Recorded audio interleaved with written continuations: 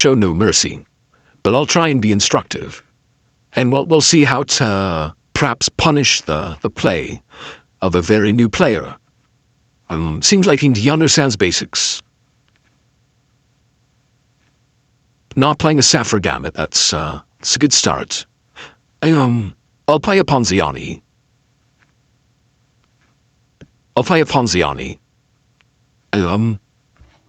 I think this opening it's direct, and it can lead to a nice position, like nice center. We'll see what black does. Oh, d5 is the best move. I think he was watching earlier. He was watching earlier and probably heard that I said this. So d5, the idea is, for black, is if I take and queen takes. The queen is very strong here, because I don't have knight c3. However, I'm prepared for this. There's queen a4. Yeah, a delayed stream snipe. Just be careful what I say in the past. So now I assume my opponent should be on their own. And the idea with queen a4 is I'm pinning the knight. There's a lot of pressure in the center. I had this position once in a tournament game against Sansevian. He beat me in like 20 moves. It was a very short game. One of my quickest ever tournament losses. So this is a first mistake, bishop e6. Normally, this would be a good developing move, control the center, develop your bishop, but it didn't acknowledge the fact that the queen was pinning the knight, which left the pawn undefended. So, going back to this position, it wasn't so simple to actually defend the pawn, because bishop v6 allows us. So the best move is either f6 or queen d6, which are not the easiest moves to find. So, no mercy. I won a pawn, and now attacking the knight twice. Knight is still pinned. So we trade. And kind of traded pawns. I actually have to think there's a couple options here. I could take and win the pawn. More attractive is probably either this or this. I really like bishop e5.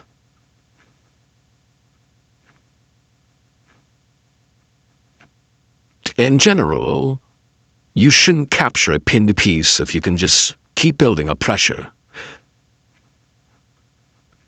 I'm still keeping the option open of taking on c6, and also pawn is still hanging. And there's a few ways for black to go terribly wrong here, which I won't say, because opponent might be watching. Knight e7. Knight e7 is probably one of the best moves. As in the maybe mentioned, queen d5 runs into this with a triple fork. Almost a wooden shield. But knight e7 reinforces knight. I could still take twice, or even 3 times. But I think I'll take the pawn first. Because knight's still pinned and attacked 3 times.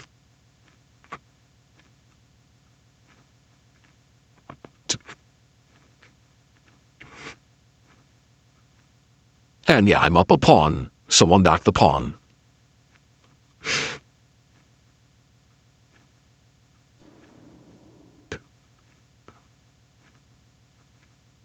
Now it's a question what black does.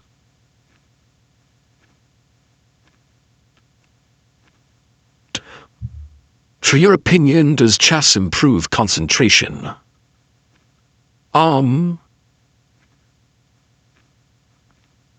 Maybe in some respect, yeah. It kind of does teach you how to stay focused for extended periods of time. But in general, I would say, sleep, exercise, and diet and discipline are more helpful for like good concentration and focus, if that makes sense. But chess is just an activity where you have to practice concentration, so I guess in some respect it does. It does teach you how to maybe find your zone. Queen d6, okay, so defended, like there are 3 attackers against a knight. Now there's 3 defenders, so if I take, I don't win anything. But the knight's still pinned, so don't have to take it. d4 is nice, because I'm getting ready to develop another piece.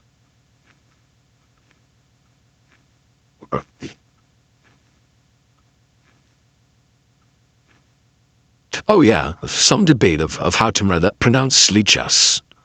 So the li, it stands for libre. It's not an acronym. It's just, libre meaning free. So it's not lichess, it's not alichess.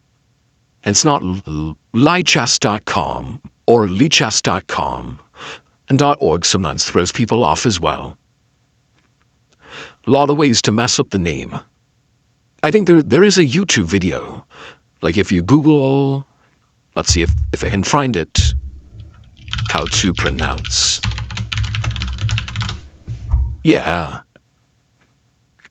Lichess. Lichess. Lichess. There we go, okay. Hopefully people are now informed. So queenside castling, that's a good move, because it broke the pin, gets a king. Slightly away from danger. I'm going to play bishop f4. I could take and simplify, but I enjoy adding more pressure. I'm just trying to create situations where it's easier for a block to blunder.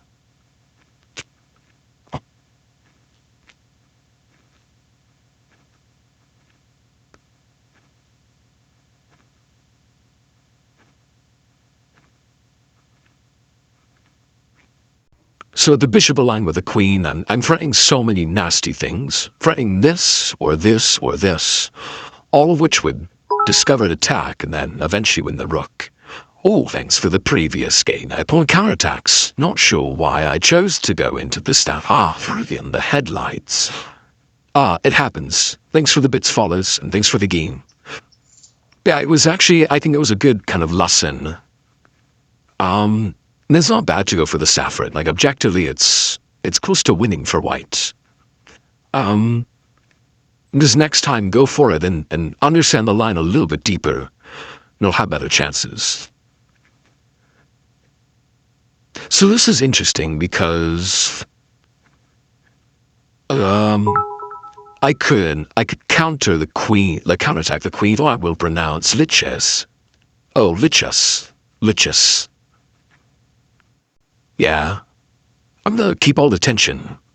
Because if I move them out anywhere, I'd lose my queen, and then are probably just trading.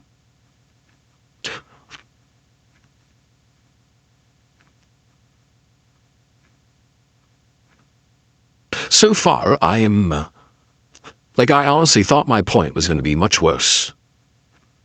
Because they said that they've only been playing for 3 months. Okay, now...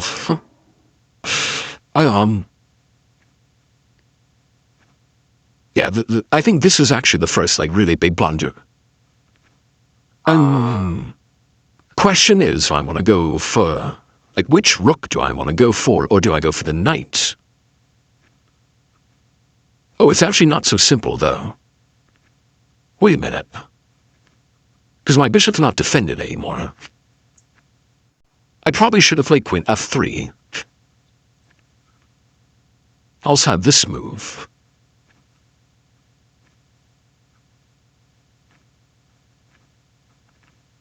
But I can just, okay. I can take here. Queen takes f4, and then queen takes... Little was meeting, actually.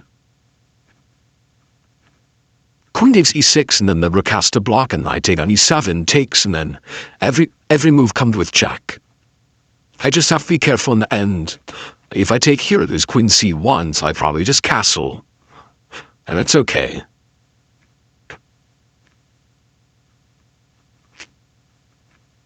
So, yeah, I'm attacking the queen.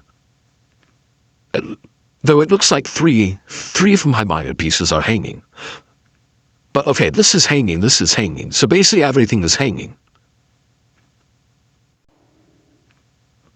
Yeah, it's 2:12 a.m. for me. This is probably my last game, maybe? Oh, Stockfish just joined. What's up, Stockfish?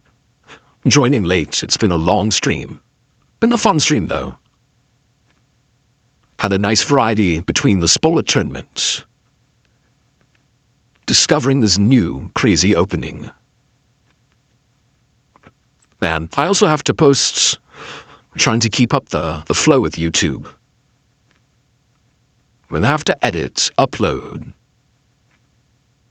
tag, make a thumbnail. So I don't have anything in the queue.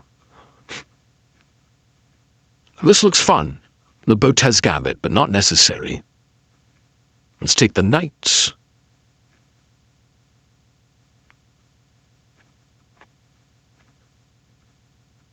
And then take with the bishop. Yeah, so this is a position I was referring to earlier, where queen c1 is kind of a threat. I might play knight.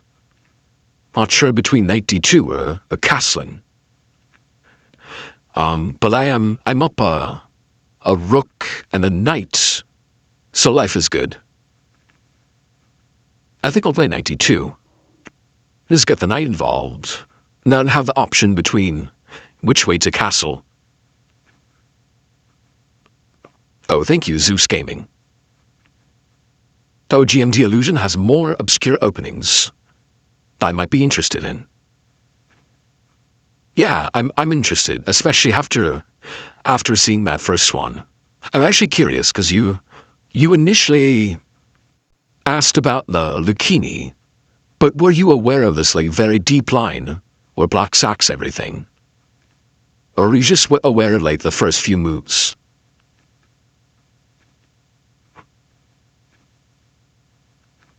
Because yeah, it's fun to explore.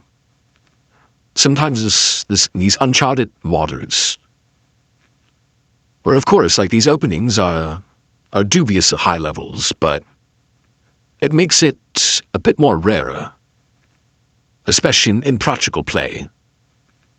Like even like when Var Kobian raided, I asked him if he was familiar with it.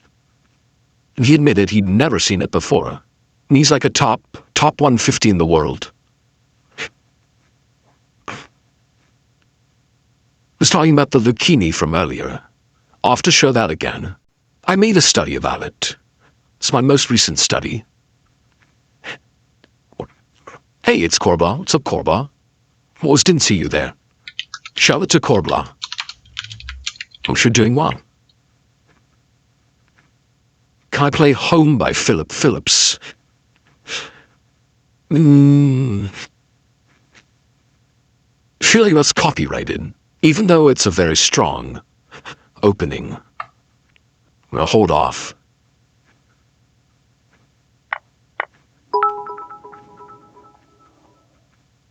Thumbnail idea could be GMD illusion opening up a transpose and showing trappy openings.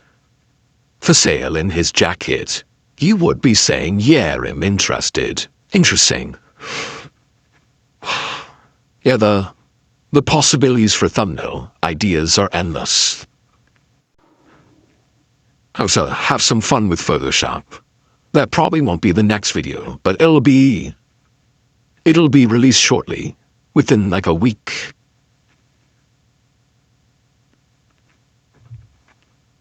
What game did I find the most instructive that I've played myself? That's an interesting question. Haven't been asked that specific one before. There's a game actually It was my first... So my freshman year of high school, I played Robert Hess in this national high school championships. And he beat me. But it was a very instructive game. Like, there was a moment in that game I was much better by, I just didn't understand, like, a key concept. It was a concept of, like, prophylaxis, but, like, more positional prophylaxis. I think that game and that moment really helped broaden my understanding of more middle game strategy. I'll have to dig that up. There's some photo. I can show a photo, probably. See if I can find the photo.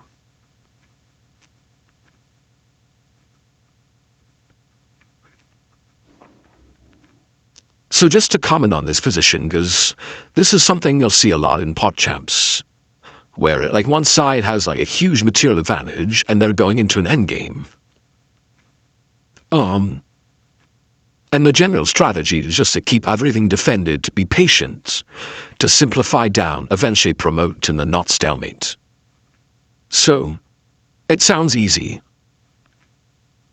which it should be, but sometimes for newer players it's not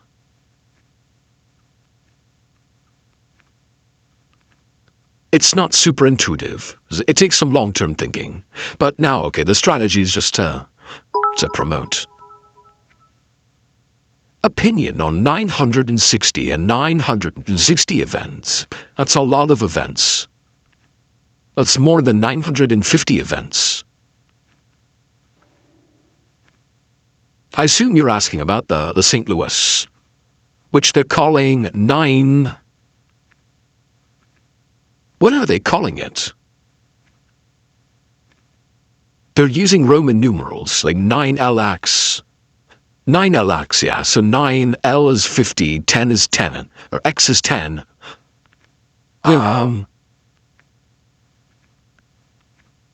So, yeah, I think it's great for chess. Like they're experimenting with new formats. I mean, seeing the chess club has been very innovative, with having sometimes more obscure events, and just trying different types of formats. So it should be fun, and they're getting like the best players possible, like Kasparov, Magnus, Hikaru.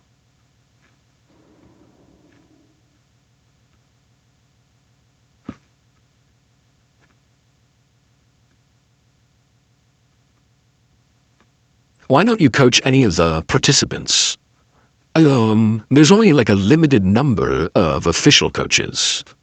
At first, I think the first edition of Pod Champs, really the only official coaches were, I think, Botes, Hikaru, and Danya. But that's not to say, and especially with this edition, that it's a lot more flexible and also kind of up to the players. Have a streams lesson. It was already about a month ago with David Pacman, who I used to work with maybe close to 18 months ago. So I actually am like I have Coach David, so he's like the main one I'm rooting for. But I'm also rooting for Hafu, because she sent so many raids, and she's been working probably the hardest out of everyone. If you were a pawn, what pawn would you be? Oh, a pawn, B pawn, etc. I mean, probably the E pawn, right? E for Eric. So I'll just have to live with the D pawn for now. Change my name to Derek.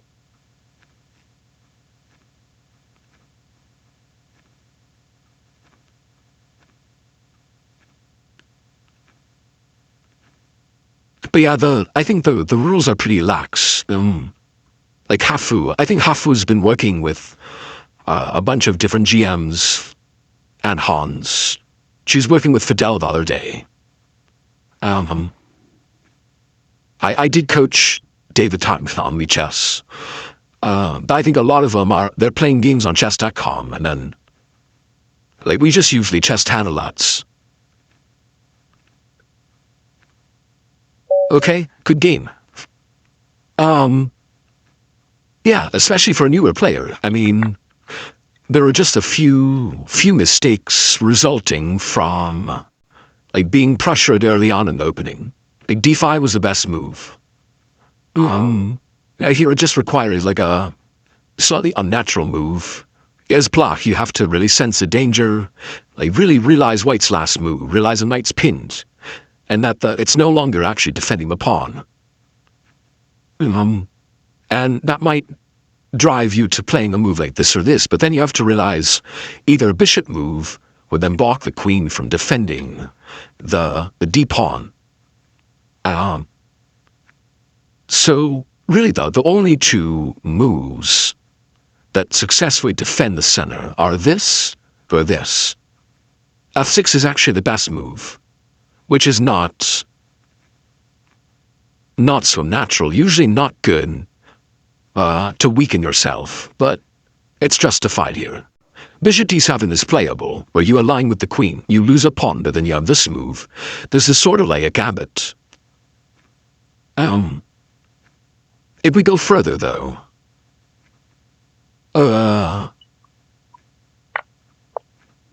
yeah, it was really, so the bigger a mistake was, yeah, 5 is still playable. It was leaving the queen aligned with the bishop. There's another, like, common type of tactic. I actually don't know if there's a grey way. I guess black should play queen d5 here. The queen's still perhaps a target. Yeah, this is already scary, because I have bishop c4. So maybe it was better not to play f5, but to play queen d5 here, and then just offer the queen trade, and if I move my queen, then you can win the pawn.